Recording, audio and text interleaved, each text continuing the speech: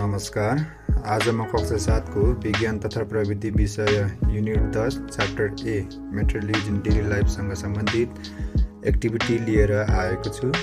यो एक्टिभिटीमा ल्याबोरेटरीमा पाइने तथा घरयासी इन्डिकेटर्सहरू प्रयोग गरी एसिड र बेसमा कलर परिवर्तन भएको देख्न सक्नुहुनेछ। सुरु गरौँ इन्डिकेटरहरूको नामबाट। घरयासी इन्डिकेटरतर्फ बेसार अर्थात् टर्मरिक पाउडर, घन्टी फूल अर्थात् हिबिस्कस अथवा यसलाई चाइना रोज पनि भन्न गरिन्छ, प्याज यति 3 रहेको छ भने ल्याबोरेटरीबाट मिथाइल ओरेन्ज र ब्लू र रेड लिटमस पेपर रहेको छ।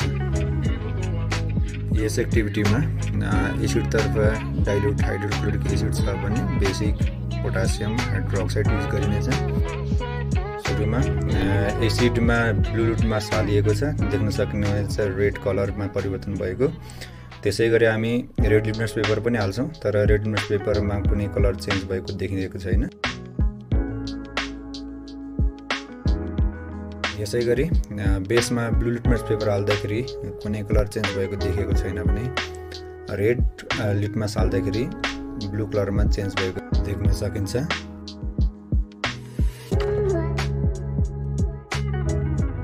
एसिडमा मिथाइल ओरेन्ज हाल्दाखेरि तुरुन्तै रेड कलरमा चेन्ज भएको देख्न सकिन्छ भने बेसमा हाल्दाखेरि यो येलो कलरमै रहेको देख्न सकिन्छ।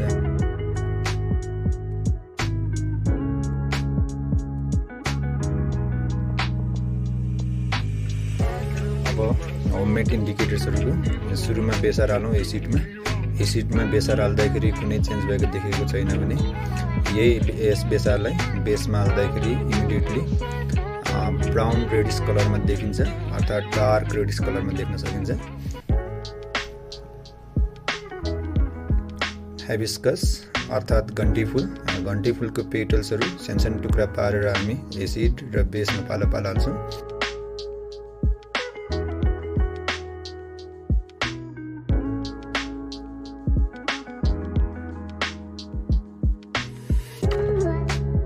एसिडमा हिबिस्कसले काम गर्न केही समय लाग्छ। यसको कलर परिवर्तन गर्नको लागि हामी केही समय पर्खिनुपर्ने हुन्छ भने बेसमा स्टिल गरेपछि अर्थात् ग्लास रडले केही समय हल्लाएपछि हामी हरियो कलरमा देख्न सकिन्छ। यहाँ पनि हामी हरियो कलरमा केही देखिरहेका छौँ। यसलाई अझै मजाले हल्लाएर अर्थात् ग्लास रडले अलिक मजाले घोलेर हामी यसलाई ग्रिन कलरमा परिवर्तन भएको देख्न सकिन्छ।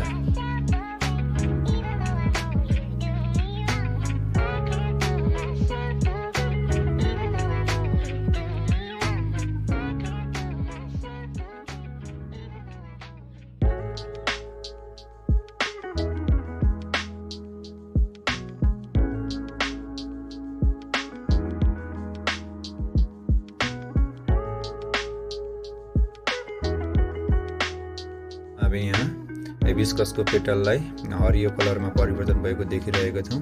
त्यसै गरी सोलुसनलाई पनि हरियो बनाइदिएको छ भने हिबिस्कसको केही भाग हरियो भएको देख्न सकिन्छ।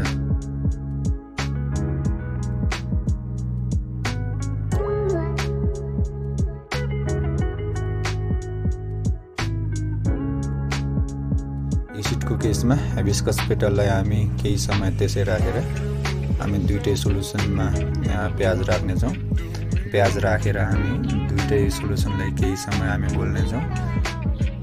प्याजलाई पनि एसिडमा आफ्नो प्रतिक्रिया देखाउनलाई केही समय लाग्नेछ भने बेसमा रहेको प्याजलाई हामी ग्लास रडको मद्दतले घोल्नेछौँ र केही समय पछाडि हामी यो प्याजलाई ग्रिन कलरमा परिवर्तन भएको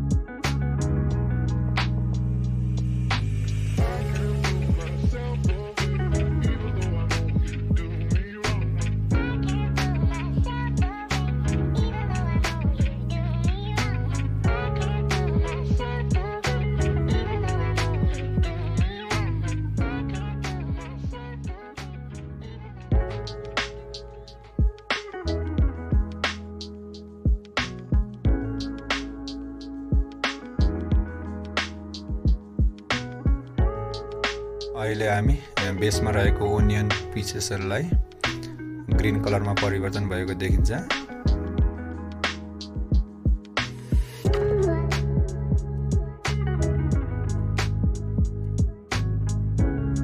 हामीले अहिलेसम्म एसिडमा रहेको हाइबिस्कस पेटल र ओनियन पिसेसहरुमा केही परिवर्तन भएको देखिरहेको छैनौं। यो परिवर्तन देख्नको लागि केही समय कुर्नु पर्नेछ। झन्डै 15 मिनेट पश्चात हामी हाइबिस्कस पेटललाई डार्क पिंक कलरमा चेन्ज भएको देखिरहेका छौं भने ओनियन पिसेसलाई पेल रेडमा अर्थात झन्डै पिंक कलर जस्तो कलरमा परिवर्तन भएको देखिरहेका छौं। यहाँले 20 मिनेट्सको पर्खाइपछि यो परिवर्तनहरु देख्न पाइएको हो।